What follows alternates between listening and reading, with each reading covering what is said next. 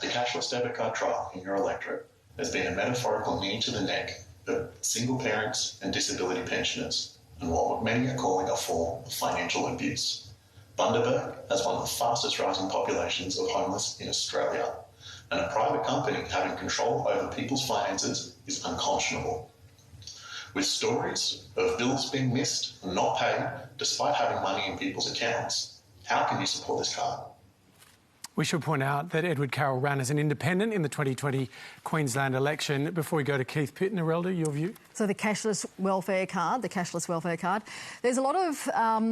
it's not working. It's not working, and it only creates stigma around it. There's embarrassment around it. There's a lot of shame that goes with this card, and it should be about empowering people to manage and determine their own destiny. You know, and like I said before, you know, divert, reinvest, use the same money to stop the welfare kind of handout, that kind of mentality, because that's not the future. No one wants that for their future. We all want to be able to spend the money, our money, however we like. The cashless welfare card does not work. Does not work, Keith Pitt? Oh, look, I completely disagree. My electorate is one of the trial sites. We are a different cohort compared to the others. This is for under 35s, only on 4 payments, none of which are the disability pension, by the way. And all of the feedback we get locally from frontline service providers and our Indigenous community members is strongly supportive, because it's made a significant difference.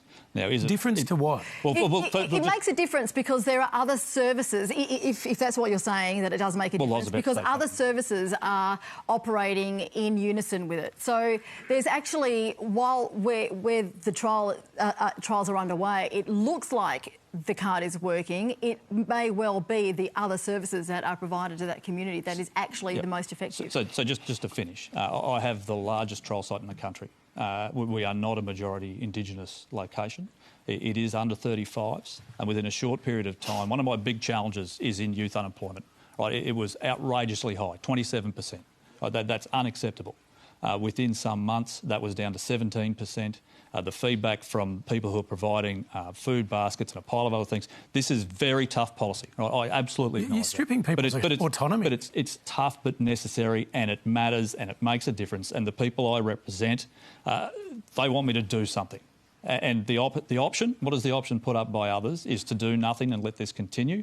I'm just not up for that. Now, you know, we cop a fair bit of flack, as do others, and I understand that. But if I'm ensuring that 1 kid, 10 kids, 50 kids are getting fed every single week and getting the fundamentals of life, I'm willing to have the fight. Andrew Liveris, if the data suggests that, is it worth it, stripping people's autonomy away?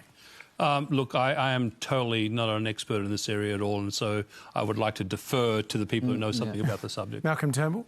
Well, obviously I haven't been in politics for nearly 3 years now, but while I was there, I went and spent a lot of time with several communities where the cashless debit card was being used, and I had very positive feedback about it from communities. I remember one of the most evocative, eloquent speeches I've heard was actually in Kalgoorlie from meeting with Indigenous people there, from a woman a grandmother who spoke about, you know, what the lives that it was saving. So I guess all I'm saying is, between Nerelda and Keith, it's complex.